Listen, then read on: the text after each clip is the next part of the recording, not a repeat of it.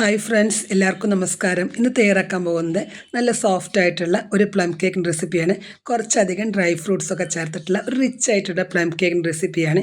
അപ്പോൾ അതെങ്ങനെ തയ്യാറാക്കണം നോക്കാം. അതിന് മുന്നേ ഈ ചാനൽ നിങ്ങൾ ആദ്യമായിട്ടാണ് കാണുന്നതെങ്കിൽ ഒന്ന് സബ്സ്ക്രൈബ് ചെയ്യണേ. അപ്പോൾ ഇതിന് വേണ്ടി നമുക്ക് ആദ്യം ഒരു കാരമൽ സിറപ്പ് തയ്യാറാക്കിയെടുക്കണം. അതിന് വേണ്ടിയിട്ട് ഒരു പാൻ അടുപ്പത്ത് വെച്ച് കൊടുത്തിട്ടുണ്ട്. അതിലേക്ക് ഒരു 1/4 കപ്പ് പഞ്ചസാര ഇട്ട് കൊടുത്തിട്ടുണ്ട്. ഇതൊന്ന് ലോ ഫ്ലെയിമിൽ വെച്ച് കൊടുത്തിട്ട് നമുക്കിതൊന്ന് മെൽറ്റ് ചെയ്തെടുക്കാം. അപ്പോൾ പഞ്ചസാരയൊക്കെ ഒന്ന് മെൽറ്റായി വന്നിട്ടുണ്ട്. ഇനി ഇതൊരു ഗോൾഡൻ കളർ വരണവരേക്ക് നമുക്കൊന്ന് വെയിറ്റ് ചെയ്യാം. അപ്പോൾ ഇത് ഗോൾഡൻ കളറായി വന്നു കഴിഞ്ഞ് നമുക്കിതിലേക്ക് ഒരു 1/2 കപ്പ് വെള്ളം ഒന്ന് ഒഴിച്ചു കൊടുക്കാം. അപ്പോൾ വെള്ളം ഒഴിച്ചു കൊടുക്കുന്ന സമയത്ത് ആദ്യം ഒന്ന് കുറച്ച് ഒഴിച്ചു കൊടുക്കാം. ഇതൊന്ന് തെറിക്കാൻ സാധ്യതയുണ്ട്, അപ്പോൾ ഒന്ന് വിട്ട് നിന്നിട്ട് വേണം ഇത് ഒഴിച്ചു കൊടുക്കാൻ. ഇനി അതിന് ശേഷം ബാക്കിയുള്ള വെള്ളം കൂടി ഒഴിച്ചു കൊടുക്കാം. ഇത് ഒഴിച്ചു കൊടുക്കുമ്പോൾ ഇതൊന്ന് കട്ടിയായിട്ട് വരും. പിന്നെ കുറച്ച് നേരം തിളപ്പിച്ചെടുത്ത് കഴിഞ്ഞാൽ ഇത് നോർമൽ സ്റ്റേജിലേക്ക് തന്നെ ആയി വരും. ഇപ്പോൾ പഞ്ചസാരയൊക്കെ നന്നായിട്ട് മെൽറ്റായിട്ട് ഗോൾഡൻ കളറായി വന്നിട്ടുണ്ട്. ഇതൊന്ന് ചെറുതായിട്ടൊന്ന് വറ്റി വരുന്ന സമയത്ത് നമുക്കൊരു ബൗളിലേക്ക് മാറ്റാം.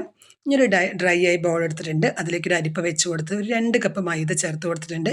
പിന്നെ അതിലേക്കൊരു 1.5 ടീസ്പൂൺ ബേക്കിംഗ് പൗഡറും ഒരു 1/2 ടീസ്പൂൺ ബേക്കിംഗ് സോഡയും പിന്നെ 1 ടീസ്പൂൺ പട്ട, ഗ്രാമ്പു, ഏലക്കും പൊടിച്ചതും കൂടി ചേർത്ത് കൊടുത്തിട്ട് ഒന്നില്ലെങ്കിൽ ഒരു 3 പ്രാവശ്യം ഒന്ന് അരിച്ചെടുക്കുക. അല്ലെങ്കിൽ ഒരു പ്രാവശ്യം അരിച്ചെടുത്ത ശേഷം ഇതുപോലെ ഒന്ന് നന്നായിട്ടൊന്ന് മിക്സ് ചെയ്തെടുത്താൽ മതി. ഇനി നമുക്കിതൊന്ന് മാറ്റി വയ്ക്കാം. ഇനി നമുക്ക് ഡ്രൈ ഫ്രൂട്ട്സ് ആണ്. ഇത് ഞാൻ ഒരാഴ്ച മുന്നേ നമ്മളൊന്ന് ഡ്രൈ ഫ്രൂട്ട്സ് സോക്ക് ചെയ്ത് വെച്ചതാണ്. അപ്പോൾ ഇതിൻ്റെ ഒരു ഡീറ്റെയിൽഡ് ആയിട്ട് വീഡിയോ ഞാൻ യൂട്യൂബിൽ ഇട്ട് കൊടുത്തിട്ടുണ്ട്.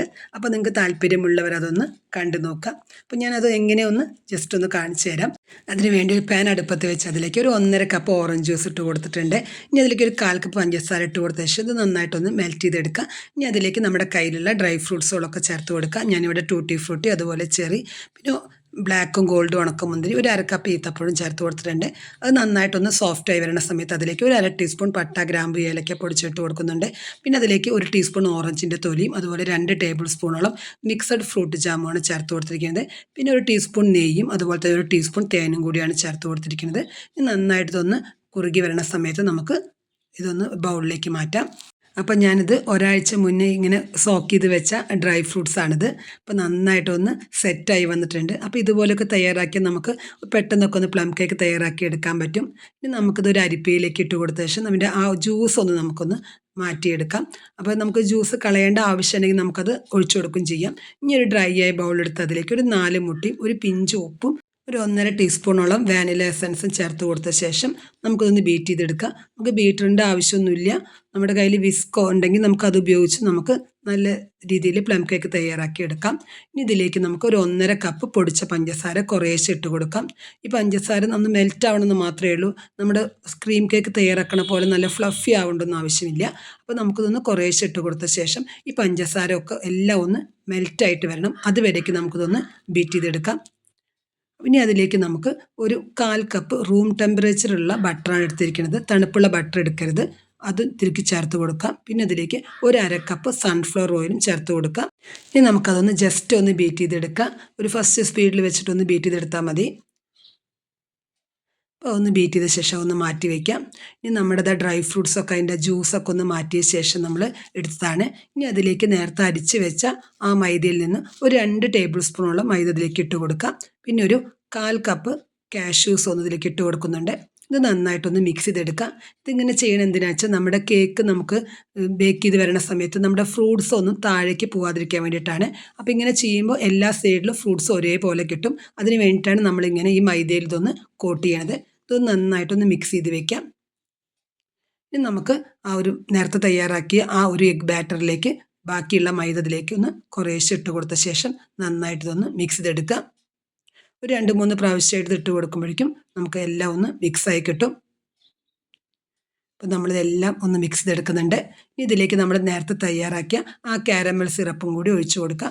എത്രത്തോളം കാരമൽ സിറപ്പ്, ഒരു 1/4 കപ്പോളം കാരമൽ സിറപ്പ് നമുക്ക് ഒഴിച്ചു കൊടുത്താൽ മതി. നമ്മൾ നോക്കണം ഇതിൻ്റെ ബാറ്റർ വല്ലാതെ ലൂസാവാനും പാടില്ല, കട്ടിയാവാനും പാടില്ല. ആ രീതിയിലാവണം ഇതിൻ്റെ ബാറ്റർ വേണ്ടത്. ഇപ്പോൾ നമ്മളതെല്ലാം മൈദയെല്ലാം ഒഴിച്ചു കൊടുത്തു കഴിഞ്ഞു. ഇതിലേക്ക് നമ്മൾ ഹോം മെയ്ഡായിട്ട് തയ്യാറാക്കിയ ഒരു കാരമൽ കളറാണ്. അപ്പോൾ അത് നിർബന്ധമില്ല, നമ്മുടെ കയ്യിലുണ്ടെങ്കിൽ ചേർത്ത് കൊടുത്താൽ മതി. അല്ലെങ്കിൽ നമ്മൾ നേരത്തെ കാരമൽ സിറപ്പ് തയ്യാറാക്കുന്ന സമയത്ത് ഒന്ന് ഡാർക്കായിട്ടൊന്ന് തയ്യാറാക്കിയാൽ മതി. ഇനി ഇതിലേക്ക് ഒരു 1/2 ടീസ്പൂണോളം പൈനാപ്പിൾ എസൻസും ചേർത്ത് കൊടുത്ത ശേഷം ഇതിലേക്ക് ഈ ഡ്രൈ ഫ്രൂട്ട്സും കൂടി ഒന്ന് ചേർത്ത് കൊടുത്തിട്ട് നമുക്ക് നന്നായിട്ടിതൊന്ന് മിക്സ് ചെയ്തെടുക്കാം.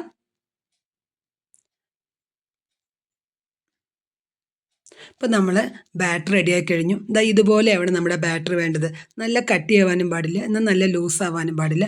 ഈ രീതിയിലാണ് നമ്മുടെ ബാറ്റർ വേണ്ടത്. അപ്പോൾ കാരമൽ കളറൊക്കെ ചേർത്തുകൊണ്ട് നമ്മുടെ ആ ഒരു ബാറ്ററിൻ്റെ കളർ തന്നെ ഒരു ക്രീം കളറായി വന്നിട്ടുണ്ട്. നമ്മളൊരു 8 ഇഞ്ചിൻ്റെ കേക്ക് ടിന്നാണ് എടുത്തിരിക്കുന്നത്. ഇതിൽ നമ്മൾ സൈഡിലും താഴെയും 2 ബട്ടർ പേപ്പറാണ് ഒന്ന് വെച്ചിരിക്കുന്നത്. കാരണം ഇത് പ്ലം കേക്ക് തയ്യാറാവുമ്പോൾ കുറച്ചധികം സമയം വേണ്ടി വരും. അതുകൊണ്ടാണ് ഒരു 2 സൈഡിൽ നമ്മൾ ഈ 2 ബട്ടർ പേപ്പർ വെച്ചിരിക്കുന്നത്.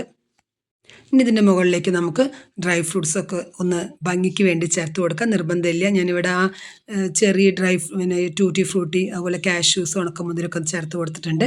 ഇനി നമ്മൾ ഒരു 10 മിനിറ്റ് ഹൈ ഫ്ലെയിമിൽ പ്രീ ഹീറ്റ് ചെയ്ത പാനിലേക്ക് ഈ ഇതൊന്ന് ഇട്ട് കൊടുത്ത ശേഷം നമുക്കൊരു 1.5 മണിക്കൂർ ഒന്ന് ലോ ടു മീഡിയം ഫ്ലെയിമിൽ വെച്ച് കൊടുത്തപ്പോഴാണ് എനിക്കെൻ്റെ കേക്ക് റെഡിയായി കഴിഞ്ഞത്.